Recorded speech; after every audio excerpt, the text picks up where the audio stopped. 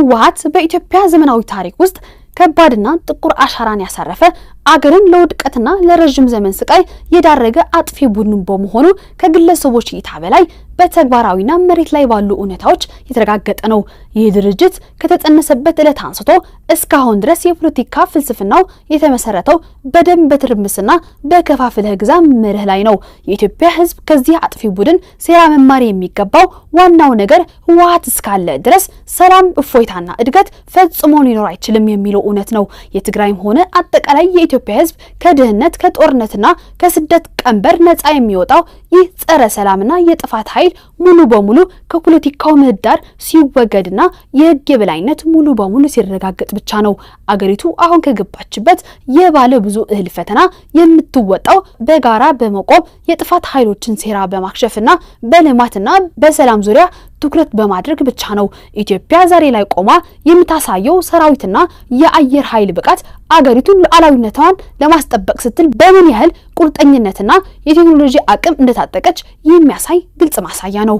ህወሓት አለኝ ብሎ የሚፈክሩባቸው ዘመናዊ መከላከያዎችና የጦር መሳሪያዎች ሳይቀሩ በኢትዮጵያ የአየር ኃይል ፊት እጅ መስጠታቸው የሀገሪቱን ፍጹም የበላይነት በግልጽ አሳይቷል። ሰላም እንደምን አላችሁ ውድ አድማጭ ተመልካቾቻችን፣ ይህ መሃል ሚዲያ ትንታኔ ሰዓታችን ነው። በዛሬው ትንታኔ ሰዓታችን ላይ ምንቃኘው በኢትዮጵያ መከላከያ ሰራዊትና አየር ኃይል የቴክኖሎጂ አቅም የኦባሳንጆ ድንገተኛ ጉብኝት በተጨማሪም በህወሓት ቡድን የውስጥ መባባስ እንዲሁም በወቅታዊ የሰሜኑ የሀገራችን የጸጥታው ሁኔታዎችና የፋኖና የህወሓት ወቅታዊ ሁኔታ እንቃኛለን። ሚዲያችንን ሰብስክራይብ፣ ትንታኔያችን ደግሞ ሼር፣ ላይክ ማድረግ አይርሱ።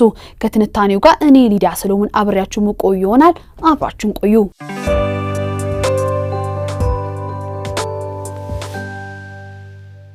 የኢትዮጵያ መከላከያ ሰራዊትና የአየር ኃይል ሉዓላዊነት የማስከበር ጀግንነታቸውን አጠናክረው የቀጠሉ ሲሆን የህወሓት የጥፋት ኃይሎች በሰሜኑ የሀገራችን ክፍል የሚያደርጋቸው የጦር ዝግጅቶች በሰራዊታችን ቁርጠኝነትና በህዝብ እንቢተኝነት እየከሸፉ ይገኛሉ። በመቀለ ዳዕሮ አካባቢና ኩሃ አየር ኃይል ግቢ የነበረው ጸረ ድሮን ራዳር ከነ ቴክኒክ ባለሙያዎቹ መውደሙ ይታወሳል። አሁን ደግሞ በሽሬ አዲገብሩ እንዳባጉና በተወሰደ ተጨማሪ ጥቃት እንደ ወታደራዊ ኦራልና አንድ ታንክ ከፍተኛ ጉዳት ደርሰባቸው ወድሟል። ህወሓት በቢሊዮኖች የሚቆጠር ብር አውጥቶ ከተማችንና መዋቅሮቻችን ከድሮን ጥቃት እንከላከላለን ብሎ ያቋቋመውና ከመቀለ ኩሃ አየር ኃይል ግቢ የነበረው ጸረ ድሮን ራዳር ራሱን እንኳን ከጥቃት ማዳን ሳይችል ከነ ቴክኒክ ባለሙያዎችና ታጣቂዎች ጋር በሰከንዶች ውስጥ በድሮን ጥቃት ሙሉ በሙሉ ወድሟል። ይህ የቡድኑን የቴክኖሎጂ ውሸትና የዜሮ አቅም በግልጽ ያሳየ ሀቅ ነው። ከኤርትራም ሆነ ከሌላ አቅጣጫ ገብተው በአፋርና ትግራይ አዋሳኝ አካባቢዎች ለቀጣይ ጦርነት ተከማችተው የነበሩ ከባባድ የጦር መሳሪያዎችና የሎጂስቲክ አውታሮች በአየር ኃይል ኬላዎች ተለይተው ከጥቅም ውጪ ተደርጓል። ኢትዮጵያ ጠላቶቿን በየትኛውም ቦታና ሰዓት የማጥፋት ፍጹም አቅም እንዳላት በተግባር ታይቷል። በሰሞኑ የዘመናዊ ድሮን ጥቃቶች ከፍተኛ ግርግርና መደናገጥ ውስጥ የገባው የህወሓት ቡድን ከሻዕቢያ ወይም የኤርትራ አስተዳደር ጋር ባደረገው የውስጥ ግምገማ ያልተጠበቀ አቅጣጫ ይዟል። በትላንትናው ዕለት በራያ አዘቦ ከተፈጸመው ተመሳሳይ ጥቃት በተጨማሪ በሰሜኑ የሀገሪቱ ክፍል የድሮን ጥቃቶች ሰንሰለት ቀጥሏል። በትላንትናው ዕለት በሽሬ ከተማ በአዲገብሩና ወይም በአውራ ጎዳና አቅራቢያ በሚገኘው እንዳባጉና ልዩ መውጫ አካባቢ ኃይለኛ የድሮን ጥቃት ተፈጽሟል።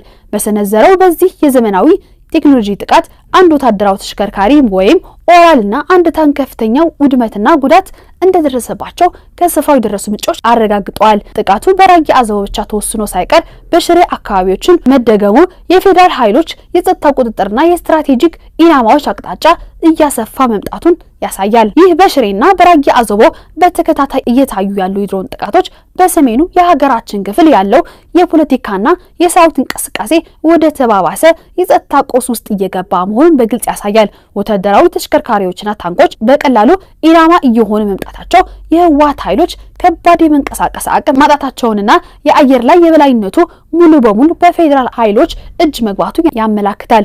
ይህ አካሄድ መሪዎች ከሚወጡበት የጥርጣሬና የስደት ውንጀላዎች ባሻገር መሬት ላይ ያለው ሁኔታ ለሰላምና ለዲፕሎማሲ ቦታ የማይተው አደገኛ ወታደራዊ ግጭት እየተከሰተ መሆኑን የሚያሳይ ነው።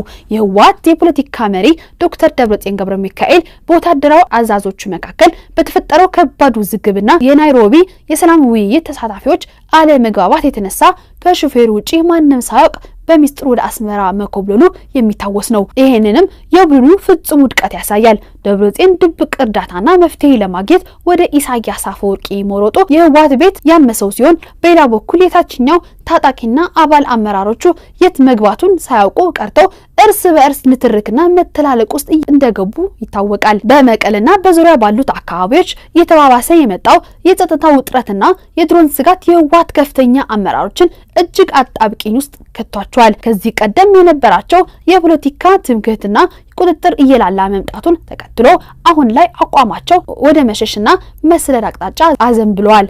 አመራሮቹ በመቀለ ከተማ ውስጥ የተለያዩ ሚስጥራዊ መኖሪያዎችንና የከርሰ ምድር መደበቂያዎችን ቀያይሮ ቢሞክሩ የዘመናዊ ድሮን ቴክኖሎጂና የክትትል አቅም ከቁጥጥር ውጪ አድርጓቸዋል። በድርጅቱ ውስጥ ያለው አለመተማመን ከፍተኛ ደረጃ ላይ ደርሷል። የትኛውም አጭር ሰዓት ጥቆማ ህይወታቸውን ሊያሳጥር እንደሚችል በማመን ከራሳቸው ሰዎች ጭምር ጥንቃቄ ላይ ይገኛሉ።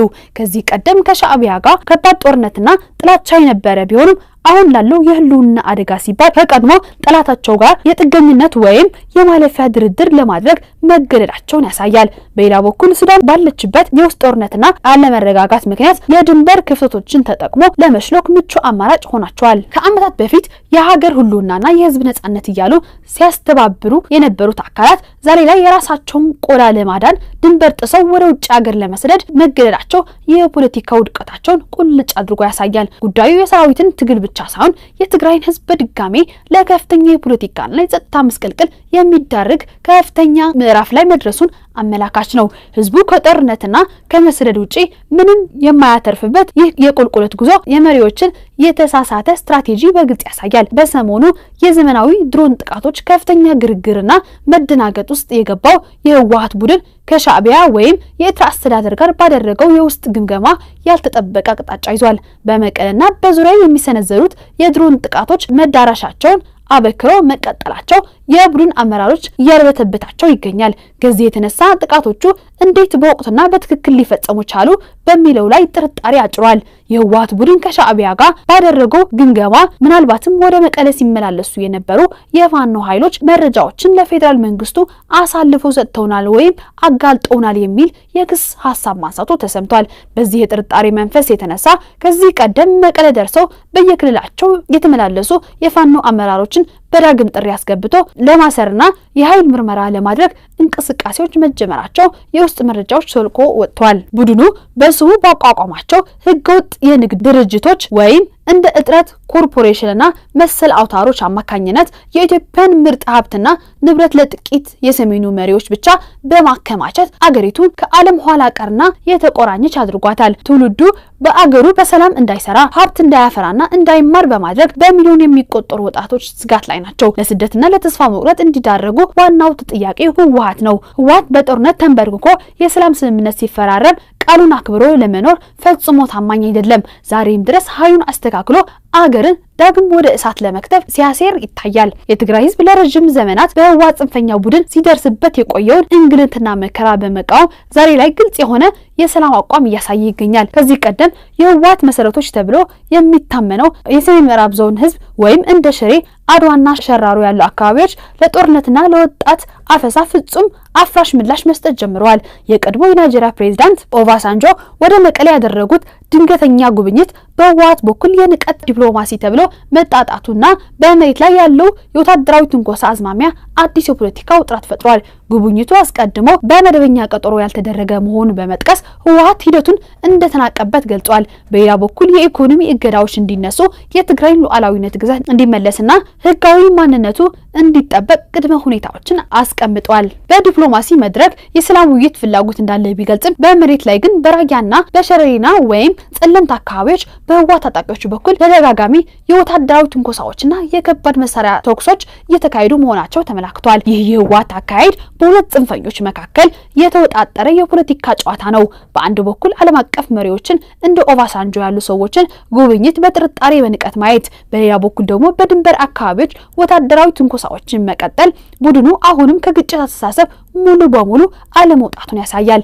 ይህ ዲፕሎማሲ ድርብ መልክና የመሬት ላይ የጦርነት ዝግጅት የትግራይን ህዝብ ዳግም ለከፍተኛ ስጋትና ቆስ የሚዳርግ ከፍተኛ ስትራቴጂ ነው። ከሳምንት በፊት የዞኑ አስተዳዳሪ የነበረው ወልደ አብርሃ ህዝቡን ለጦርነት ለማሳመን ሙከራ ቢያደርግም ህዝቡ ሰላም እንጂ ጦርነት አንፈልግም በማለት በድንጋይ ወርውሮ ከአዳራሽ አባሮታል።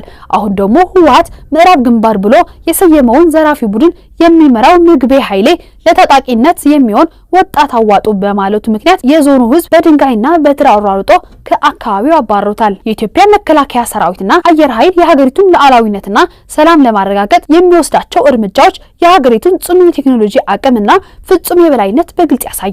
በዘመናዊ የድሮን ቴክኖሎጂ የታጠቀው ሰራዊታችን የህወሓት የጥፋት ኃይሎች መቀለና በሌሎች አካባቢዎች የገነባቸውን ጸረ ድሮን ራዳሮችና የጦር መሳሪያዎች በሰከንዶች ውስጥ ከጥቅም ውጪ በማድረግ የጠላትን ዜሮ አቅም አጋልጧል። ከዚህ ጎን ለጎን የህወሓት መሪዎች ጦርነትን፣ ትርምስን እንደ መሳሪያ በመጠቀም አገርን ለረጅም ዘመን ስቃይ ዳርጓል። ዛሬ ላይ ራሱ ህወሓት በፈጠረው የውስጥ መከፋፈል፣ የሞራል ውድቀትና የሰራዊት መፍረስ ስጋት እየተንቀጠቀጠ ይገኛል። የህወሓት ጀግና መከላከያ ሰራዊትና አየር ኃይል በብቃት እየመሩት ያለው ዘመናዊ የጸጥታ እርምጃ የህወሓትን የጦርነት ሱሰኝነትና ሴራ በማክሸፍ የሀገሪቱን ሰላምና ህልውና በጽናት አስጠብቆ ቀጥሏል።